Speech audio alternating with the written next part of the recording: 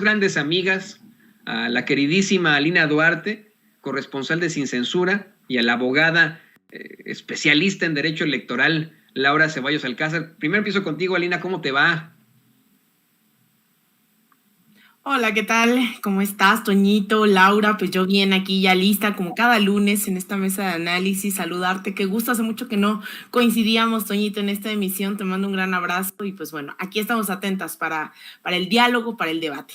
Sí, la última vez que coincidimos, Alina y yo, fue en Washington, D.C., en el encuentro de líderes de Norteamérica. Qué gran trabajo se realizó en ese momento con una gran colega. Y pues también espero que se pueda repetir, no solo con Alina, sino con Laura Ceballos Alcázar, que nos conozcamos personalmente un día de allá de estos, pero te saludo con mucho gusto también a ti, Laura. Hola, Toño, buenos días, querida comadre, qué bueno que ya estás de vuelta. Te extrañamos hace 8 días, pero sabíamos que estabas en una misión en Venezuela. Un abrazo a Toño, a don David, a Ceci, a todo el auditorio y a mi querida comadre, un beso grande. Muchas gracias por estar en esta mesa de los lunes. Muchas gracias. No, gracias a ustedes dos. Y bueno, pues comencemos con Alina. Alina, el presidente López Obrador dice que no quiere eje, que quiere una unión de la Patagonia a Alaska, una unión ante esa minoría rapaz que ha controlado medios. Y lo planteaba desde el principio, lo preocupante de todo esto.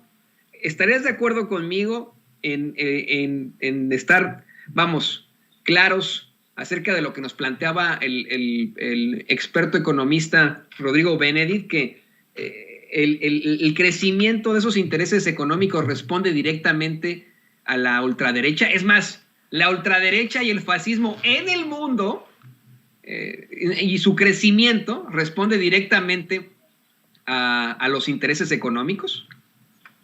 Pues mira, antes que nada, yo quiero mandar un saludo a la gente que nos acompañó en San Diego y en Tijuana este fin de semana en unas charlas justamente que tiene que ver con todos estos temas y el rol que juega Estados Unidos, pero también nuestra fuerza migrante en el mundo. Yo estoy totalmente de acuerdo, ¿no?, con esta hipótesis en donde las fuerzas, pues, de ultraderecha, ¿no?, el fascismo tiene un claro interés en la guerra, ¿no?, en la desigualdad. Ahora lo estamos viendo también en el caso de Ucrania, como que Estados Unidos, la OTAN y sus aliados, pues durante 8 años estuvieron cercando, ¿no?, a Rusia militarmente, también los grupos neonazis en Donetsk, en Lugansk, y ahora lo que estamos viendo y la noticia del día de hoy es que justamente en Donetsk hubo un ataque con armas prohibidas achacado al gobierno, a los militares ucranianos, y de eso no se habla, ¿no? No se habla de cómo la gran industria armamentista genera todo un negocio y que termina pagando, pues al final son las personas, son los civiles. América Latina no está exenta de ese debate.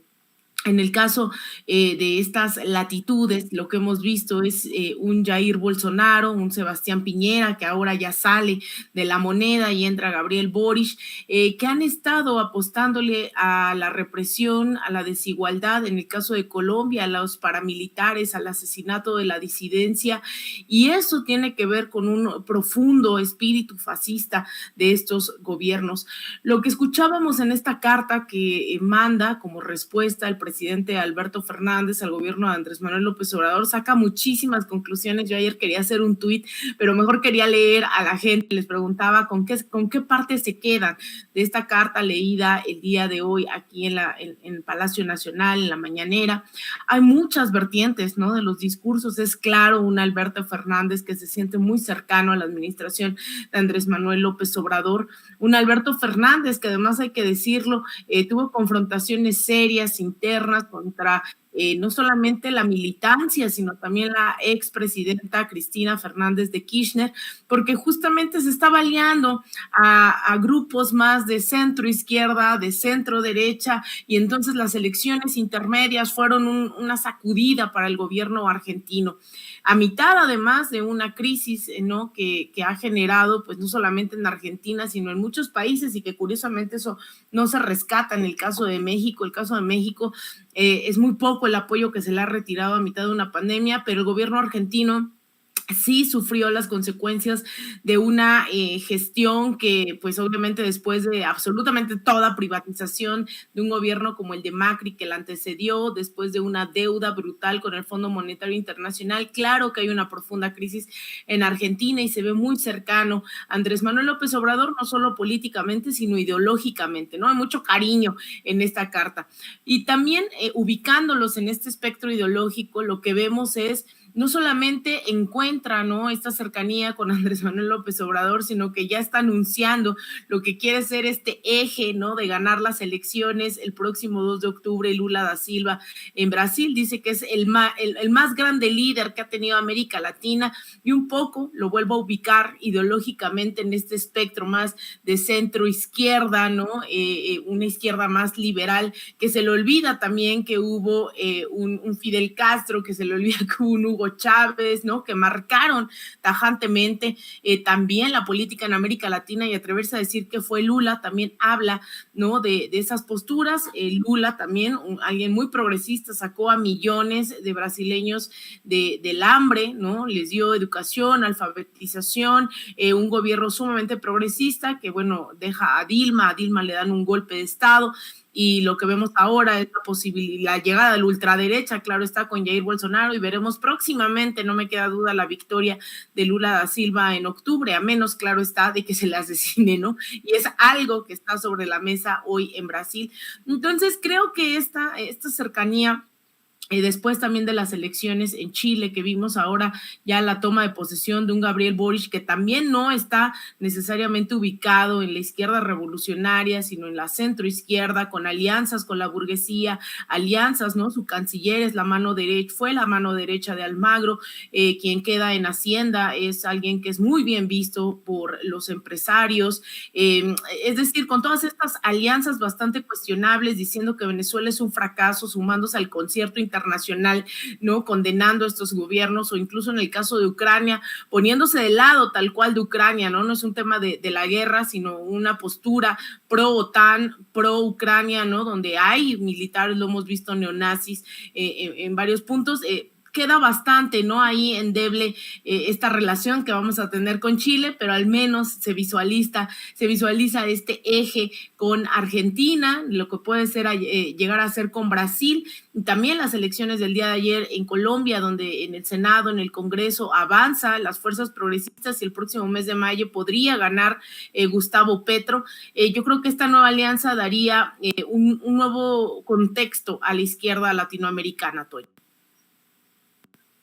Qué bueno que menciona lo de Petro. A mí me dio un gusto impresionante, querida Lina, haber escuchado este avance en un país que se ha enfrentado a terribles niveles de desigualdad, de pobreza y, por supuesto, de violencia, precisamente por lo implantado que está el conservadurismo. Colombia, no sabes el gusto que me daría que en algún momento sí pueda existir un líder de la izquierda en ese país. Y le pido a don David que nos grabe, para ahora pedirte a ti, Laura, tu comentario. En los sexenios pasados nos pintan un México a la vanguardia en la economía y hasta en los derechos humanos, ¿no? A la vanguardia en cuanto al desarrollo y tonterías así, cuando pues en la realidad se dispara la desigualdad, se dispara la violencia y, por supuesto, ni derechos humanos ni nada, ¿no? Considerando cómo actuaron nuestros expresidentes con su despreciable neoliberalismo, ¿podríamos hablar de un fascismo en México, en esta lucha absoluta de la ultraderecha de implantar su idea, no solo en México, sino en todo el mundo? Fíjate, Toño, que en la mañana, después de la mañanera, siguió corriendo las publicaciones en el YouTube y me apareció esa experiencia de Pigmenio Ibarra, pues entrevistando, haciendo un documental del presidente, y justamente recordó o dijo esta frase que me cae como anillo al dedo para esto, y dijo una frase de un crítico literario ruso, hablando de Bielinski, decía: cuando un hombre se entrega por entero a la mentira, lo abandonan la inteligencia y el talento. Y me parece que este discurso tanto de Europa, digo, perdón por traerlo, pero es que hablaba de un literato ruso, pero también esto que se ha dicho en contra de las personas, de los pueblos americanos como incapaces para llevar a cabo un proyecto que los impulse hacia adelante, que nos haga despojarnos por fin de esta mentira, de esta forma brutal de opresión a través de un neoliberalismo que rompió por completo todos los precarios equilibrios de justicia en derechos humanos, económicos, sociales, obviamente políticos. No han sido sino una mentira reiterada y una mentira tan mal contada que podemos ver a un Ricky Riquín Canallín que desde donde está, muy valentón, emite sus juicios y sus mentiras. Vemos a un grupo de eurodiputados que se atreven a hacer propia y signar una idea de ataque al presidente porque no les gusta a los conservadores del mundo este cambio de equilibrios que se está dando. Ojalá que Colombia vea también ya pues la salida de esta forma nefasta de influyentismo, de injerencismo estadounidense en su territorio. Ojalá que también Lula regrese, que quite por fin a Brasil, lo arranque de estas garras de destrucción. Vimos que en las intermedias, pues sí, a Argentina le dieron ganas de ver qué se sentía volver a votar por Macri. Entonces me parece que es un momento muy, muy importante, álgido, en donde tendremos que estar impulsando esta idea de que una patria grande probablemente necesite mucho tiempo de trabajo, un montón de arreglos, pero si tenemos un bloque políticamente fuerte y pujante, podremos hacer frente, obviamente, pues a un Estados Unidos injerencista, a una Europa injerencista, y más allá de eso tendríamos la posibilidad de sí tener un liderazgo pues de bloque, perdón por los bloques porque no son muy buenos, pero sí como una defensa en donde todos los países americanos tendríamos esta idea de ser un bloque de defensa ante otros ataques. Y obviamente también, aunque Estados Unidos se cree y se dice América, pues es mucho más que solamente un país, nada más es un país de toda la hermosa América, en donde pues sí hay millones de personas que tienen ganas de que esta ultraderecha, este neoliberalismo se destierren por fin. Entonces, pues sí estamos viendo una época, pues me parece que insuperable en cuanto a participación política y además de una instalación de pensamiento progresista real, no con estas falacias, estas mentiras que contaban para decir que el neoliberalismo era lo mejor que le podía pasar a los pueblos del mundo. Y en este caso sí creo que pues estos países que son tan icónicos, Argentina, México, Brasil, y hoy sumándose a otros países, la idea de un cambio real, una revolución de las conciencias, restaurar la democracia, la voz de los pueblos para elegir a sus líderes, me parece que es lo más fuerte que vamos a ver al inicio de esta década.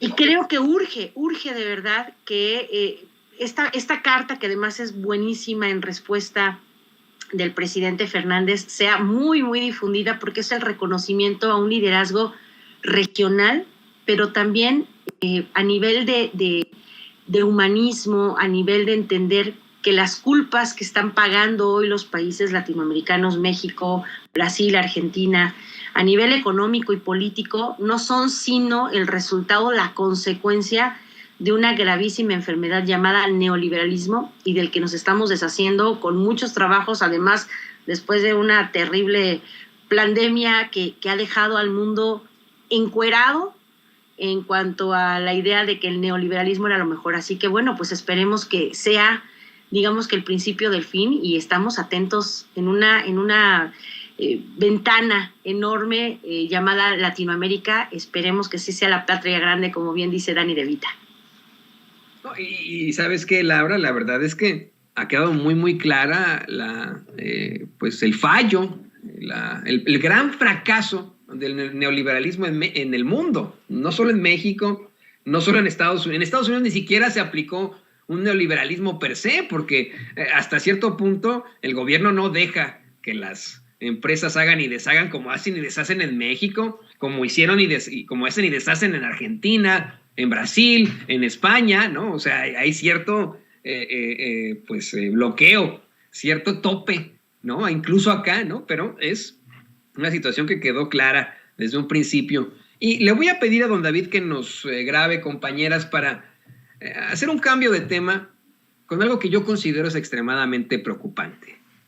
El pseudocomunicador Pascal Beltrán del Río abiertamente emitió un tuit para hablar en contra de la participación en la consulta popular para la revocación del mandato. Ahí se lo está poniendo don David en pantalla. Dice: es necesario correr la voz de que abstenerse de votar en la consulta de revocación no trae ninguna consecuencia para el ciudadano. No pierde derecho alguno y tampoco pierde su tiempo en domingo. Abstenerse es su derecho y alternativa ante la manipulación. Bueno, el tipo, usted lo sabe perfectamente, ha incurrido en una serie de irregularidades periodísticas, se le pueden llamar así, ¿no? Es desafortunadamente el director de Excelsior y ha sido señalado por su evidente vínculo a las esferas del poder. Yo siempre he dicho, queridas compañeras y público consentidor, que sin importar nuestras ideologías, es completamente legítimo que un periodista pueda o no ejercer su idea de vida, su ideología, valga la redundancia. Pero, en efecto, Pascal Beltrán del Río ha sido exhibido, así como, no al nivel de un Carlos Loret de Mola, pero muy al estilo, con una serie de situaciones irregulares dentro del supuesto periodismo que ejerce. Y bueno, pues es además alguien citado constantemente por su gran amigo Chumel Torres, José Manuel, o José María, si no bueno, José Manuel Torres, me parece, aquí tiene otro apellido, bueno, lo supimos hasta que Berta Carabeo lo denuncia por, pues vamos, esos ataques a las mujeres, pero ese es otro tema. A mí me parece verdaderamente preocupante que precisamente se une a una campaña en contra de la democracia, en contra de la voz del pueblo, que sea un sujeto que esté llamando a abstenerse a votar. Imagínese usted, eso por un lado. Por el otro, del otro lado de la moneda, tenemos a un Damián Alcázar. Un Damián Alcázar que nos habla de, pues, las problemáticas a las que nos enfrentamos como mexicanos en el pasado y que hoy, pues, pueden ser confrontadas con una revocación del mandato. Entonces, vamos, se pudieron confrontar en algún momento porque siempre estuvo en la Constitución, pero no tuvimos las herramientas para mandar a la chingada a esos que destruyeron a México en su momento. Imagínese usted que hubiéramos podido mandar a la chingada a un Felipe Calderón a mitad de su sexenio, a un Enrique Peña Nieto. Imagínese lo que hubiera pasado. Vamos a ver y escuchar a Damián Alcázar y lo comentamos de vuelta con Alina Duarte y con Laura Ceballos. A ti que eres trabajador o trabajadora, empleado o empleada, oficinista, te recuerdo que López Obrador elevó dignamente tu salario y lo sigue haciendo cada año. No regresemos al pasado, porque no solo subirá el aguacate y el limón, subirá todo, empezando por la gasolina, todo.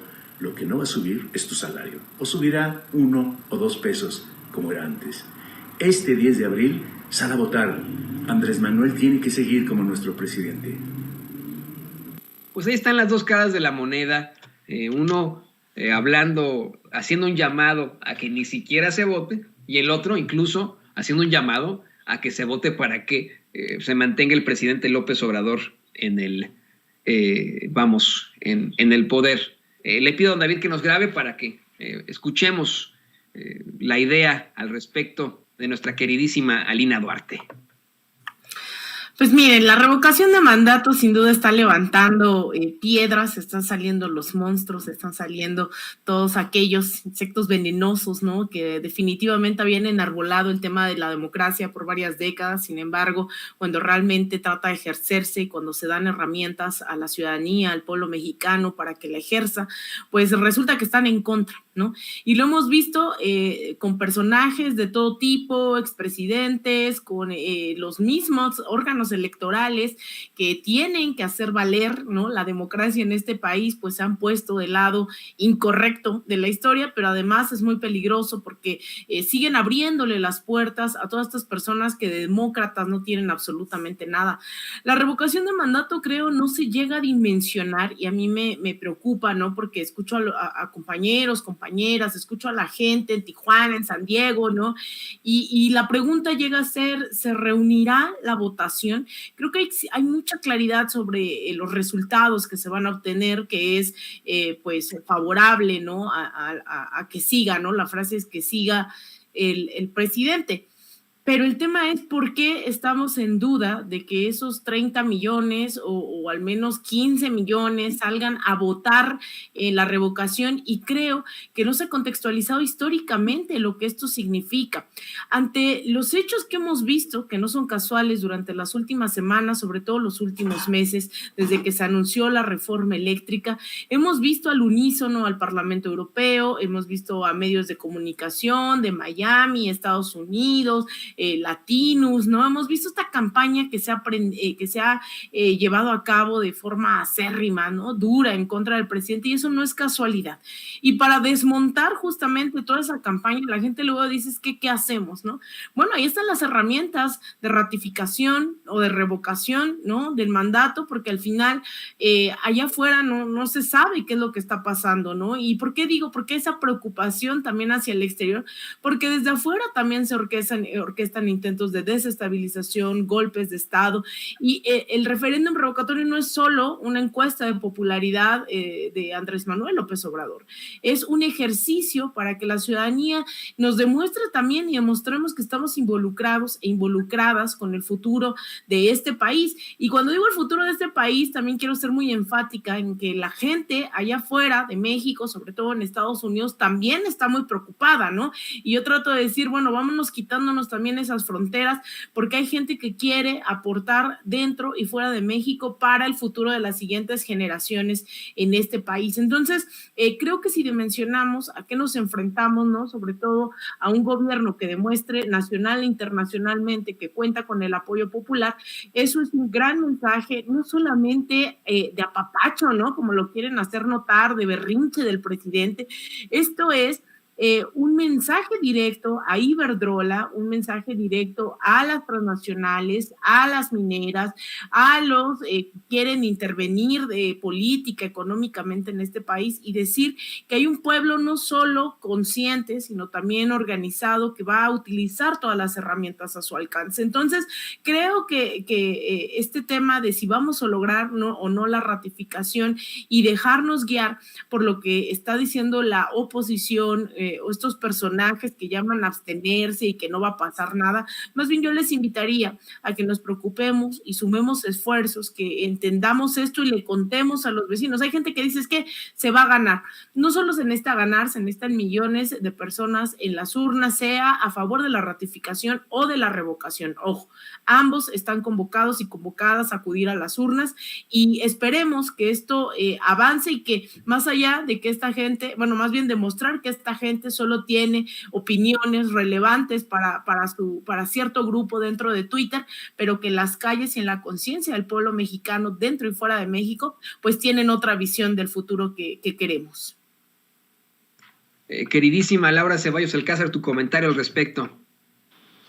Fíjate, Toño, Alina tiene toda la razón.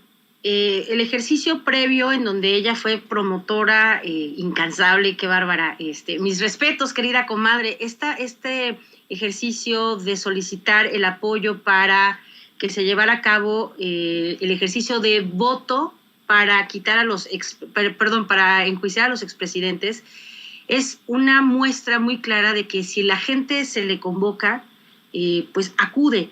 En este caso, si ustedes se dan cuenta, es reiterada la forma vil, baja, del bloque PRI-PAN-RD, arropados por Claudio X González y obviamente también apoyados por este grupo de comunicadores que están a favor de lo que ellos digan, del que paga, manda, en efecto. Y entonces están también pues muy, muy bien puestos con las condiciones para que el INE haga uso de esa forma de atacarnos. Es decir, nuestro derecho de acudir a las urnas para emitir una opinión a través de un plebiscito, de una situación como esta que es el revocatorio, de un referéndum o de una consulta popular, llámese como se le llame, es el derecho humano a ejercer tu voz, a pertenecer a la ciudadanía, no solamente para pagar impuestos y cada 6 años o cada 3 para elegir a un gobernante. Entonces, cuando vemos a un grupo de periodistas encabezados un día por Pascal, otro día por, bueno, Chumel no es periodista, bueno, es apenas un estandopero, con una cédula de algo de mecánica. No estoy denostando a los mecánicos, simplemente que hoy se hace presentar como el ideólogo de la derecha, de los conservadores, y su cédula es de mecánico, pero él, yo no creo que nunca haya ejercido, más bien pasó de estandopero a ideólogo. Entonces ese es el tipo de formación que tiene, por tanto no podemos esperar nada mejor de alguien que cuenta chistes y se burla del público para sobrevivir. Entonces, si no son los periodistas de la derecha, que son los bastiones fuertes, como dice Alina, no pasan de sus redes sociales, la gente está muy involucrada, no por nada el INE ordenó que este fin de semana se quitaran más de 278 apoyos ciudadanos por creer o por emitir su idea de que hay oscuridad fiscal en relación con los apoyos ciudadanos. Muchos de ellos han demostrado ante el INE cómo ellos han pagado con sus facturas a nombre de las personas, con su dinero, estas lonas, estas pintas en bardas, estos microperforados que se ponen en las partes laterales o traseras de los camiones, o los que traen pegados en sus coches. Entonces, la gente ha demostrado que no hay la oscuridad que el INE dice, que no hay nada prohibido para los ciudadanos, y eso quiero aprovechar que se entienda muy bien. La ley de revocación de mandato y todas las leyes, los cuerpos legales que robustecen o que forman parte de la legislación encaminada a el INE, a los procesos electorales, hablan de propaganda y se refieren a ella en cuanto a que es una difusión pagada, ya sea que el medio le pague a la persona porque quiera que aparezca como parte de su repertorio de comentaristas, por decir, o bien que el entrevistado pague una campaña de publicidad. Cuando hay dinero de por medio, a eso se refiere la propaganda. Cuando es una opinión, así sea de un diputado, si lo hace desde su persona normal, sin que haya una intervención monetaria de parte del partido, no hay ningún delito, no es una situación irregular. Es más, un diputado podría mandar a imprimir su lona y ponerla, que rodee su casa, que la ponga, que envuelva su coche con la lona, y no pasa nada, simplemente porque es de su dinero, no hay una propaganda de parte del partido. Y sin embargo, también la ley de revocación de mandato dice que los partidos tienen la facultad de promover este ejercicio de participación ciudadana siempre y cuando no haya dinero, es decir, que no paguen publicidad, sino que lo promuevan desde sus redes, que sus diputados debatan de ello, que se presenten en medios libres. De eso se trata, la promoción y difusión. Y ningún ciudadano tiene la prohibición para hacer esta difusión. Entonces han jugado muy, muy baja y suciamente, sí permitiendo que los grandes comunicadores lo emitan desde sus trincheras, diciendo que para qué, que es un capricho del presidente, que cuesta muy caro, que mejor ese dinero se destine a otras cosas, pero no lo que quieren es minimizar el alcance que esta herramienta en particular va a tener a futuro, porque va a tener dos caras. Por uno es como esos desarmadores reversibles, de un lado tiene cruz, del otro plano, y es exactamente eso. Por un lado va a ser nuestra herramienta para quitar a un usurpador, genocida, como los conocidos que tenemos en el pasado, y al mismo tiempo va a ser un seguro, como estos acuerdos prenupciales con los que la gente dice, bueno, el día que tú te pases de lanza, yo a ti te voy a ejecutar estas cosas, igualito. Va a ser la forma en que nosotros le digamos al siguiente presidente, no se te ocurra pasarte de lanza, pasarte de rosca, porque tenemos una herramienta con la cual te vamos a mantener a raya. Y además espero que suceda, espero que en la reforma electoral a la que sí me voy a apuntar, nos permita también llegar no solamente al presidente, sino a otros funcionarios que son electos por la gente como diputados, senadores, presidentes municipales, gobernadores, porque es necesario que la ciudadanía haga valer su voto. Entonces, a los descalificadores como Beltrán del Río, pues justamente esa es la idea, quitarnos la forma de defendernos de los malos gobernantes, porque para lo que a ellos les funciona es un Felipe Calderón, un Peña Nieto que les retacaba la boca y los bolsillos de dinero para que hablaran bien o callaran de las cosas malas que pasaban. Entonces, no podemos esperar nada bueno de ellos, y nosotros como ciudadanos tenemos la obligación, estamos a menos de un mes, así que por favor difundan por todas sus redes. Hay que salir a votar para que esto funcione, y como dice Alina,